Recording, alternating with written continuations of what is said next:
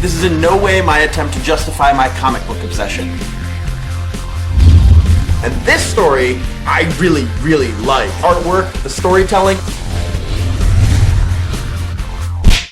Hello and welcome to another episode of The Pull List. My name is Travis. Let's talk about the Lego Batman movie. Just so you know, there will be some spoilers in this video, but they won't be for a while. So I will let you know right before I'm going to get all spoilery. But for now, this is just a standard non-spoilery review. Now, even though I've discontinued 15-second movie reviews for the foreseeable future, I'm still going to do certain reviews on specific comic book related movie properties. And Lego Batman is honestly one of the best comic book property films I have ever seen. We've gotten used to the dark, brooding, single-player Batman ever since Christopher Nolan rebooted the series all those years ago, and then he somehow got grittier in Batman v Superman. But Batman wasn't always this way. He wasn't this gritty, brooding, single-player character. He has been a lot of ways. Batman has been a lot of ways, what Travis says. But the Lego version has this weird ability to be able to tie everything in his 80-year publication history together.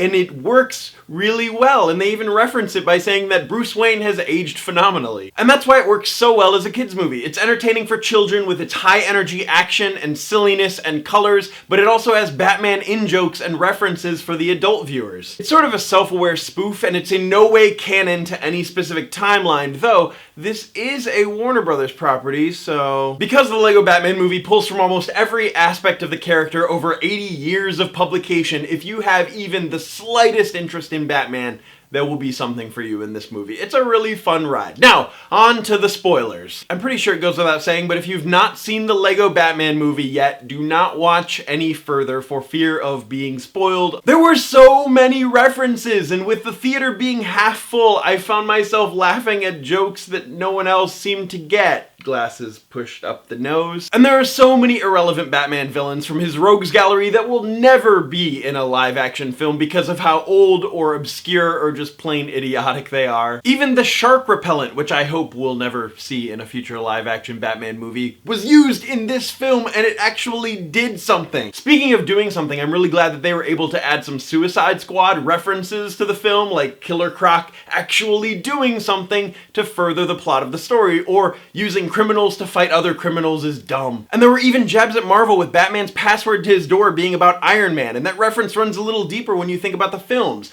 Iron Man and The Dark Knight came out the same year. They were competing. I was worried that because of the trailer, Barbara Gordon was going to be Batman's love interest and that he was going to get the girl by the end of the film, but I'm really glad that it didn't happen that way. At the end, Batman says that Batgirl is strictly a friend, and I breathed a sigh of relief. We don't need any more of that Killing Joke filler from last year. And the whole film, I thought that Harley Quinn's voice sounded so familiar, and I could not place it until the very end of the film. It was Tammy from Bob's Burgers. Jenny Slate voices Tammy. There's actually one plot point that kind of bothered me, and it's something that Marvel is able to do really well with their standalone films. So after the Avengers came out, some people would watch the standalone films and be like, why don't they just assemble the Avengers to fight this bad guy? Why does it have to be a standalone film? Well, Thor had his own Asgardian problems to deal with, Cap couldn't trust anybody except for Natasha, and Iron Man had his own self-loathing that he needed to get through by himself. It's moderately understandable why they didn't assemble the Avengers for every film, but Batman steals the Phantom Zone projector from Superman. Superman and the Justice League and previous generations of Justice League members